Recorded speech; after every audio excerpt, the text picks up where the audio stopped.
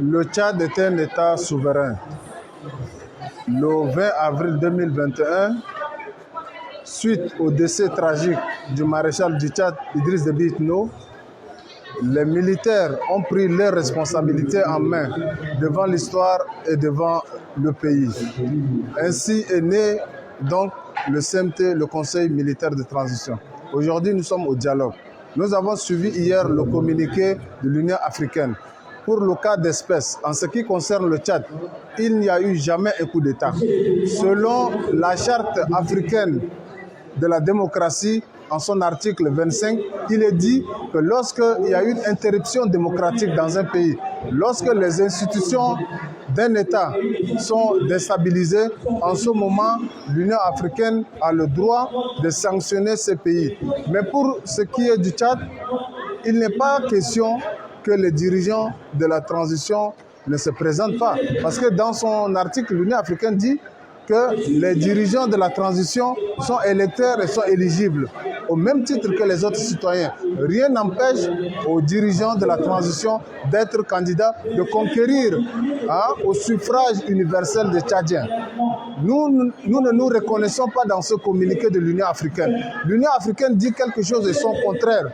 L'année dernière, elle a conduit des missions ici au Tchad. Et à la fin de sa mission, elle a dit qu'au Tchad, la situation est particulière, c'est une situation singulière et qu'il n'y a pas eu de coup d'État au Tchad. Ce n'est pas comme le cas au Burkina, en Guinée et au Mali, où il y a eu une interruption démocratique. Pour notre pays, il n'y a jamais eu une interruption démocratique.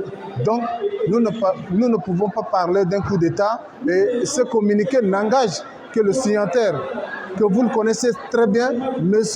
Moussa Faki Mahamat, que j'appelle ici le jumping tchadien. Il est en train de scier la branche sur laquelle lui-même il est assis. Nous sommes souverains. Le dialogue est un dialogue souverain.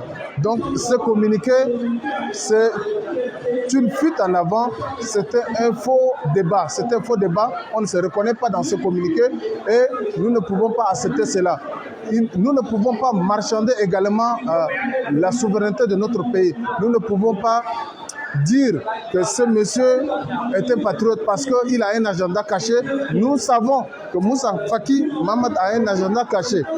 C'est son droit d'avoir des ambitions, mais de là à torpiller le Tchad, il est entre deux avions, toujours en train de vouloir torpiller, saboter la transition, c'est un acte inadmissible et nous ne pouvons pas accepter cela. Donc on ne se reconnaît pas dans ce communiqué. Lui, il n'a pas de leçons à nous donner.